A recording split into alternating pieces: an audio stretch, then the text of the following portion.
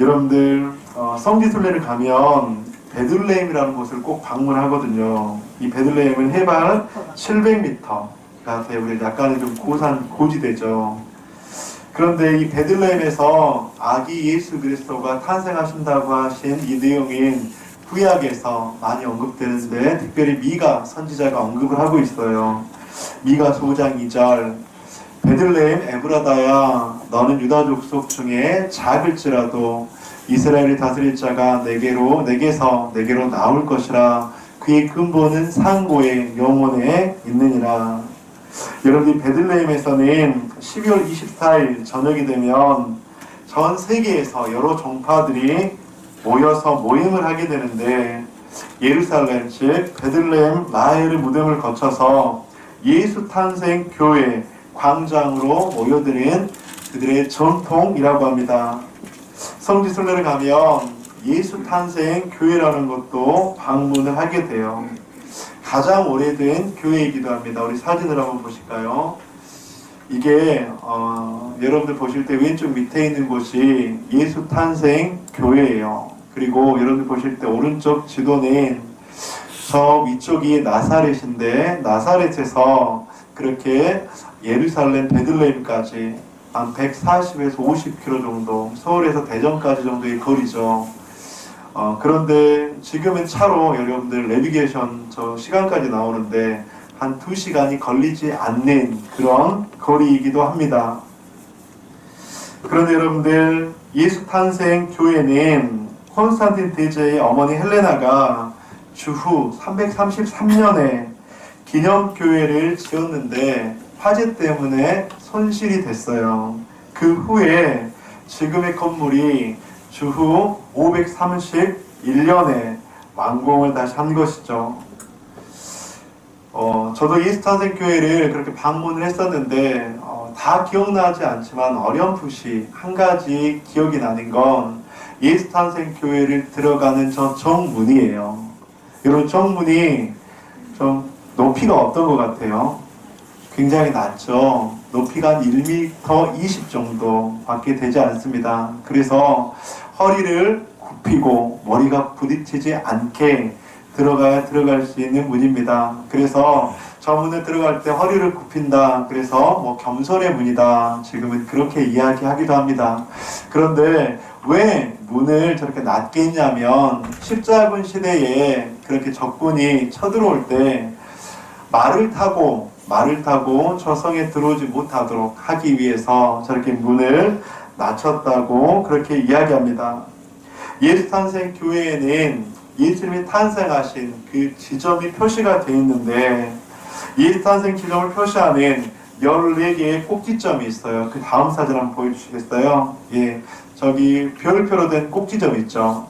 저 꼭지점이 있고 그 가운데 바로 다윗의 별, 바로 예수님께서 탄생하신 그 지점이다 라고 추측하는 그 지점이 저렇게 표시가 되어 있습니다. 2000년 전 아기 예수님의 부모된 요셉과 마리아는 그렇게 나사렛에서 베들레헴으로 로마 정부의 그런 명을 따라서 호족 등록을 위해서 여행길에 오르게 되었죠. 아마도 나사렛에서 일을 마치고 아마 돌아올 수 있을 것이다 라고 생각을 했을 것인데, 여러분들 그 베들레헴의 그 작은 마을에 사람들이 몰리면서 일이 지연되어지고 숙소를 잡을 수밖에 없는 그런 상황이 아마도 되었던 것 같습니다. 그 와중에 아기 예수님의 탄생 사건이 발생한 것으로 우리는 추측할 수 있습니다. 아니면 만삭의 정원녀 마리아가 나사렛에서 아기를 출산할 수밖에 없는 그런 공경한 상황이 되어서 일종의 원정 출산 같은 그런 일을 의도적으로 계획한 것으로도 판단할 수 있죠.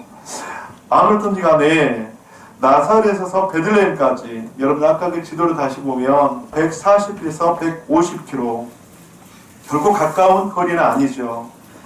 이 거리를 여행하는 것이 가능한 것일까라는 의문이 들 수도 있겠지만, 이 당시에는 나귀나 낙타를 탔기 때문에 이런 거리를 여행하는 것이 그렇게 흔한 광경 가운데 하나라고 합니다. 요셉과 마리아는 이제 저기 보면 예루살렘을 지나서 예루살렘에서 베들레헴까지 한 8에서 10km 정도 되거든요. 그 거리를 지나 베들레헴의 한 여관에 도착을 했을 것입니다. 요즘은 이 베들레헴 이 지역을 지나가는데 이제 국경을 통과해야 되거든요. 그래서 자치구역이라서 국경을 통과해야 되는데 굉장히 경비가 삼엄하기도 하고 지금은 이제 전쟁 가운데 있어서 들어가는 것이 불가능한 그런 시기이기도 합니다. 이렇게 구세주가 다윗의 동네로 명명된 베들레헴에서 탄생을 하게 되었습니다. 여러분들 베들레헴의 뜻인 히브리어 아랍어로 떡집이라는 의미를 가지고 있어요. 여러분들 이 집이라는 말이 베이트라는 말이거든요. 그 다음에 이 레헴이라는 말이 떡이라는 말이에요. 그래서 떡집이라 불렸던 베들레헴에서 예수님께서 탄생하셨습니다. 그런데 이 역사상 첫 번째 크리스마스에 탄생하신 예수님에 대해서 엇갈린 반응이 오늘 본문 가운데서는 등장합니다. 정확하게는 두 가지 상반된 반응을 볼 수가 있는데 요한복음에서 사도 요한의 그런 증거를 통해서는 우리가 이렇게 추측할 수 있습니다. 요한복음 1장 11절에 12절 우리 함께 읽어보도록 하겠습니다. 시작.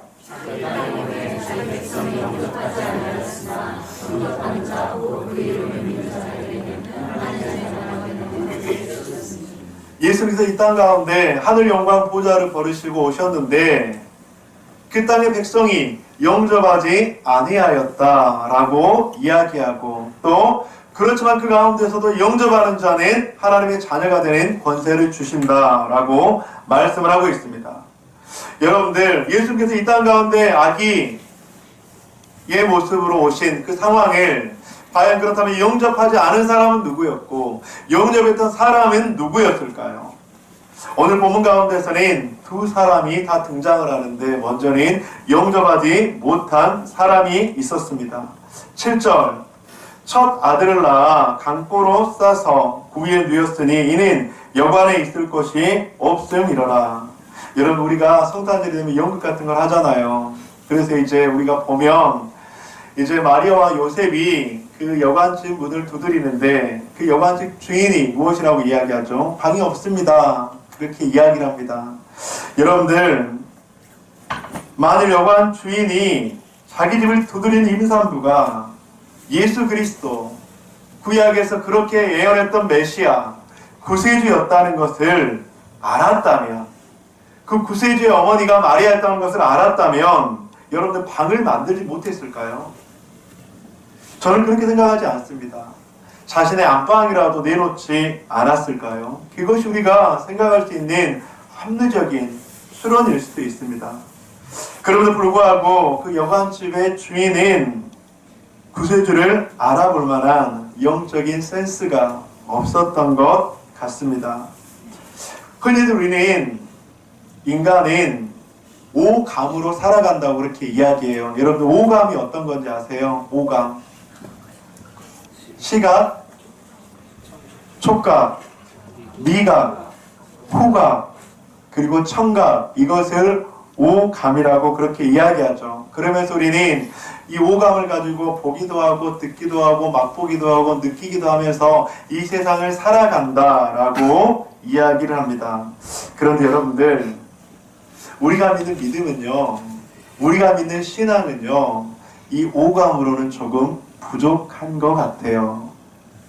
여러분들 왜냐하면 우리가 믿는 예수 그리스도는 이 오감으로 다 알 수 없기 때문입니다.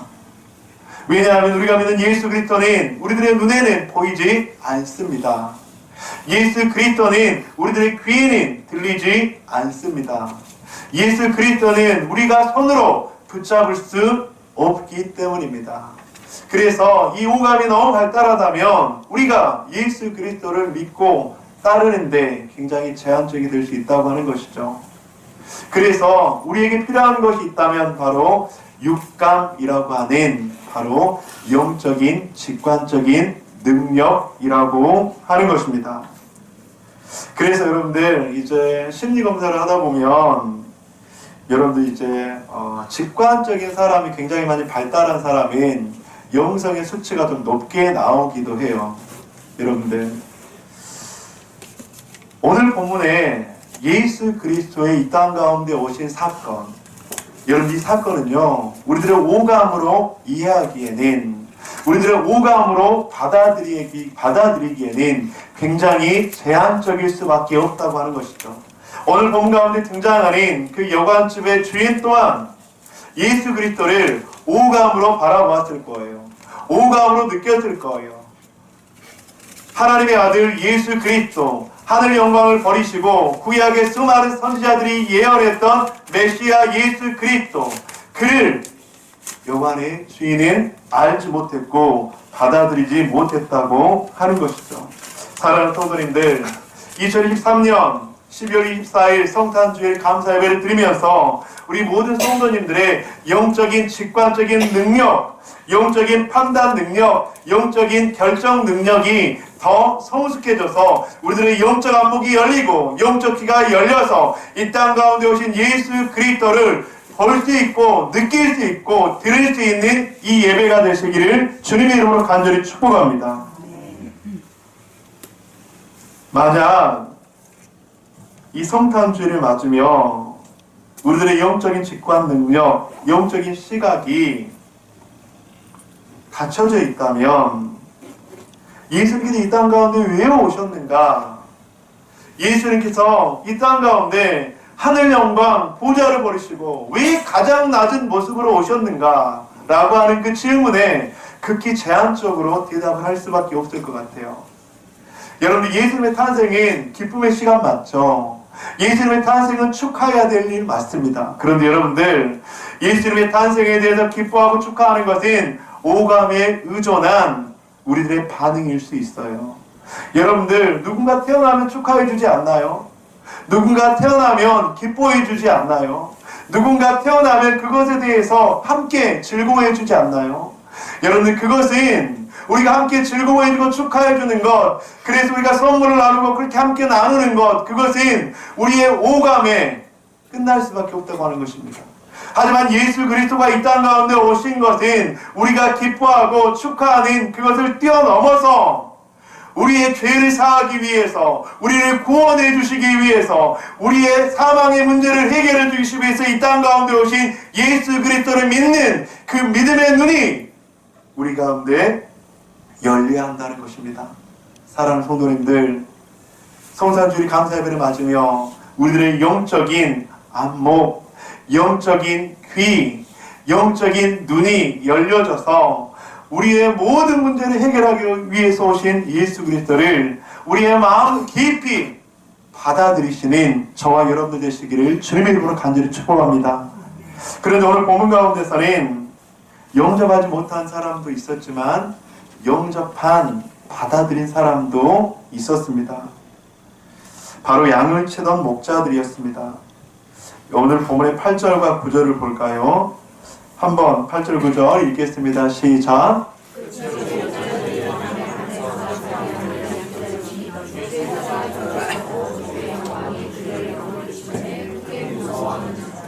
여러분들, 우리가 흔히 아는 목자라고 하는 그 목자, 굉장히 낭만적으로 들리잖아요. 그런데 이 목자라는 직업은 절대로 낭만적인 직업이 아닙니다. 이 당시 이 직업이 존재해야 되는 목적은 딱 두 가지였어요. 식용, 양고기를 공급하기 위해서였고, 또 하나는 성전 제사에 쓰일 제물, 그 양을 공급하기 위해서 이 목자들이 존재해야 했습니다. 어쩌면 그들은 너무나도 낮고 낮은 그 당시의 사람들이었습니다. 너무나도 가난한 사람들이었습니다. 그런데 여러분들, 참 아이러니하게 성경은 우리가 가난한 마음이 아니면, 낮고 낮은 모습이 아니면 예수 그리스도를 받아들이고 영접할 수 없다고 이야기합니다. 마태복음 5장 3절, 심령이 가난한 자는 복이 있나니 천국이 그들의 것이며. 이 목자들은 그들의 환경도 낮았지만 그들의 심령도 굉장히 가난한 사람들이었습니다. 그런데 이들이 오늘 본문 가운데서는 예수 그리스도를 받아들이고 예수 그리스도 앞에 나아갔다고 성경은 증언하고 있습니다. 그 지역의 목자들이 밤에 밖에서 자기 양떼를 지키고 있었는데 주의 사자가 곁에 서 있었고 주의 영광이 그 목자들을 비추었는데 그 목자들은 그걸 보고 두려워하고 경외하였다고 성경은 말씀하고 있습니다. 해마다 크리스마스가 되면 자주 인용되는 외국 크리스마스 연극 이야기가 있는데 바로 랄프라는 이름의 정신지체아의 이야기입니다.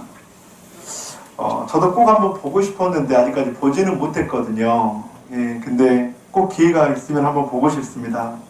한국에서 각색이 되어서 한국에서는 빈방 있습니까? 라는 그런 제목으로 대학로나 아니면 그렇게 연극을 공연한다고 합니다. 연극의 내용은 이렇습니다. 성탄절 연극을 준비하던 어떤 교회 고등부에서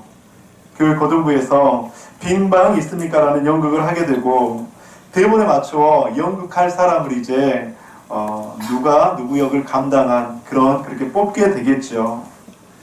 그런데 여기서 이제 여관 주인을 뽑아야 하는데 당시 이 연극을 지도했던 그 교사가 학생들의 반대도 불구하고 약간 좀 느린, 지능이 약간 좀 낮은 덕구라는 친구에게 여관 주인 역을 맡게 했어요. 이 덕구라는 친구는 학교에서나 교회에서나 좀 항상 은근하게 그렇게 따를 당하는 그런 친구였는데 이 덕구를 위한 그런 배려였죠. 덕구가 하는 역할은 너무나도 단순했습니다. 마리아와 요셉이 찾아오면 문 앞에서 버티고 있다가 빈방 있습니까? 하면 빈방 없습니다. 이 말 한마디 하고 그냥 들어가면 되는 것이었어요. 근데 이렇게 한마디만 하면 좀 그러니까 빈방 없습니다, 빈방 없습니다 두 번을 할 수 있도록 그렇게 대본이 짜여졌겠죠. 성탄절 저녁 무대에 막은 오르고 관객들 앞에서 연극을 시작하게 됩니다. 그런데 순조롭게 연극이 진행되는 것 같더니 갑자기 돌발 상황이 일어났습니다. 요셉과 임신한 마리아가 문을 두드립니다. 방 있습니까? 덕구는 힘차게 대답합니다. 빈방 없어요. 다시 한번 요셉이 이야기합니다. 제 아내가 임신한 중인데 어떻게 빈방을 구할 수 없을까요? 그런데 그때 덕구가 대답을 망설이며 눈물을 글썽거리게 됩니다. 그러면서 갑자기 대본이었던 큰 소리로 이야기합니다. 빈방이 있습니다. 제 방에 오세요. 제발 가지 마세요. 제발 제 방에 오셔서 쉬세요. 제 안방을 내어드리겠습니다. 그 순전한 마음이 그리스도를 영접하게 되었지요. 사랑하는 성도님들, 오늘 우리는 구세주여 주님이신 아기 예수를 영접하기에 충분한 준비가 되어 있습니까? 우리들의 오감에 의존해서 예수 그리스도의 탄생을 바라보는 것이 아니라 우리들의 영적 안목, 영적 시각으로 이 땅 가운데 오신 예수 그리스도를 영접하고 받아들일 준비가 되어 있습니까? 목자들처럼 덕구라는 아이처럼 아기 예수 그리스도를 영접할 준비가 되어 있습니까? 누가복음 2장 14절은 그렇게 말씀합니다.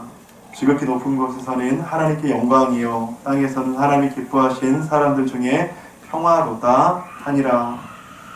우리에게 평화를 주시기 위해 가장 낮고 낮은 모습으로 오신 예수 그리스도, 인간의 죄의 문제를 해결하시고 죄에 노예했던 우리를 해방시켜서 사망할 수밖에 없는 우리에게 영원한 생명을 주시기 위해서, 영생의 선물을 주시기 위해서 하늘 영광 보좌를 버리시고 오신 예수 그리스도, 그 예수 그리스도를 우리의 마음속 깊이 받아들일 준비가 되어 있습니까? 오늘 특별히 성탄주의 감사 예배와 함께 성찬식으로 나아갑니다. 아기 예수님이 이 땅에 오신 이유를 다시 한번 깊이 묵상하며 나아갑시다.